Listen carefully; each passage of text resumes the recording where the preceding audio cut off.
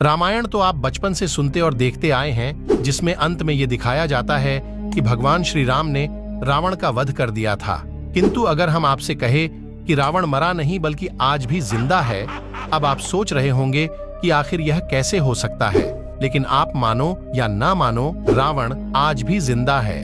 परंतु सवाल ये उठता है कि आखिर रावण है कहाँ? ये जानने के लिए इस वीडियो को पूरा देखिए, क्योंकि इस वीडियो में हम आपको बताएंगे रावण कहाँ और किस हालात में है।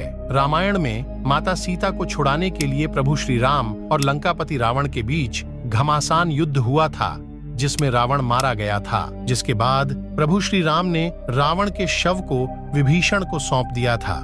लेकिन यह कोई नहीं जानता कि विभीषण ने रावण के शव का क्या किया, क्योंकि किसी को रावण के अंतिम संस्कार का कोई भी साक्ष्य नहीं मिले हैं, ना ही इस बारे में किसी को जानकारी है। इसीलिए हर कोई जानना चाहता है कि आखिर उसके शरीर का क्या हुआ। लेकिन आप यह सुनकर हैरान हो जाएंगे कि रावण का शव आज भी सुरक्षित रखा गया है। भले ही यह बात आप ना मानो, पर आज हम आपको कुछ ऐसे सबूत दिखाने जा रहे हैं जिसके दम पर आप यह मान सके कि रावण आज भी जिंदा है। शोधकर्ताओं की माने तो श्रीलंका में रावण के होने के सबूत मिले हैं। श्रीलंका के रामायण अनुसंधान कमेटी का दावा है कि उन्हें श्रीलंका के जंगलों के बीच एक गुफा में एक शव मिले हैं। करीब 8000 फीट ऊंचाई पर बने इस गुफा में रावण पूजा पाठ और यज्ञ किया करते थे। इसी गुफा में रावण की मम्मी रखी गई है। जिस ताबूत में रावण के शव को रखा गया है, उसकी लंबाई 18 फीट और चौड़ाई 5 फीट है। रावण के शव के ऊपर एक खास तरह का लेप लगाया गया है, जिस वजह से कई हजार साल बीत जाने के बाद भी उसका शरीर बिल्कुल वैसा का वैसा है। लेकिन घने जंगल और खूंखार जानवर होने की वजह से कोई भी इस गुफा के अंदर नहीं जा पाया। लंका विजय के बाद भगवान राम ने लंका समेत रावण का शव विभीषण को सौंप दिया था। लेकिन सत्ता संभालने की जल्दबाजी में वे रावण का अंतिम संस्कार करना ही भूल गए और शव को वैसे ही छोड़ दिया। कहा जाता है कि इसके बाद राक्षसी कबीले के लोग रावण के शव को अपने साथ ले गए, क्योंकि उनका ये मानना था कि लंकापति रावण फिर से जिंदा होंगे, और उन्होंने शव को उस गुफा में ले गए जहां रावण यज्ञ किया करते थे। राक्षसों ने रावण को जिंदा करने की बहुत कोशिश की, पर वे असफल रहे। आखिर में उन्होंने शव को मम्मी बनाने का फैसला किया और उन्हें ये उम्मीद थी कि रावण एक दिन जरूर जिंदा होंगे। इसीलिए वे रैगला के जंगलों में उसी गुफा के अंदर रावण के शव को इस तरह सुरक्षित रखा कि सालों साल तक शव वैसा का वैसा रहे। हिंदू मान्यताओं के अनुसार रावण त्रेता युग का सबसे शक्तिशाली राजा था। उसे अपनी ताकत का बहुत ज्यादा घमंड था, जो आखिरकार उसे ले डूबा। घमंड की वजह से रावण ने भगवान राम की पत्नी मां सीता का हरण किया। लाख समझाने पर जब वह नहीं माना तो भगवान राम और रावण के बीच भयंकर युद्ध हुआ। रावण के पास बहुत शक्तिशाली सेना थी। इसके बावजूद अहंकार की वजह से रावण मारा गया।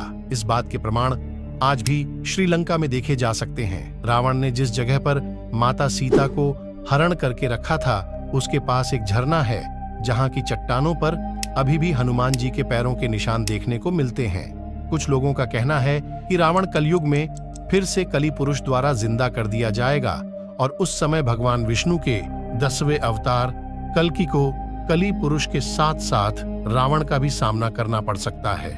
रावण हर समय खोज और आविष्कार को ही महत्व देता था। वह नए नए अस्त्र शस्त्र और यंत्र बनवा कर रहता था। कहते हैं कि वह स्वर्ग तक सीढ़ियां भी बनवाना चाहता था। रावण की कई वेधशाला थी, जहां तरह तरह के आविष्कार होते थे। खुद रावण ने उसकी वेधशाला में दिव्य रथ का निर्माण किया था।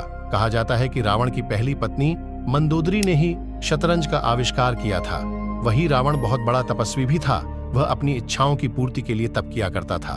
उसने तप के बल से ही ब्रह्मा से वरदान मांगा था, और तप के बल पर सभी ग्रहों के देवों को बंधक बना लिया था।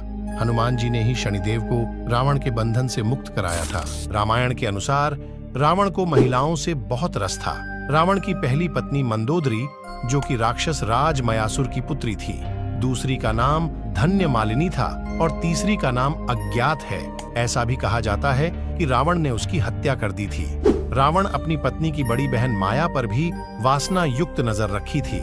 इसके अलावा रावण ने विष्णु भक्त तपस्विनी वेदवती का शील भंग करने का प्रयास किया था, जिसके चलते उन्होंने अपनी देह त्याग दी और रावण को श्राप दिया कि एक स्त्री के कारण ही तेरी मृत्यु होगी। मान्यता अनुसार उस युवती ने सीता के रूप में जन्म लिया था। रावण में लाख बुराइयां थीं, पर फिर भी उसने माता सीता के साथ कुछ गलत नहीं किया।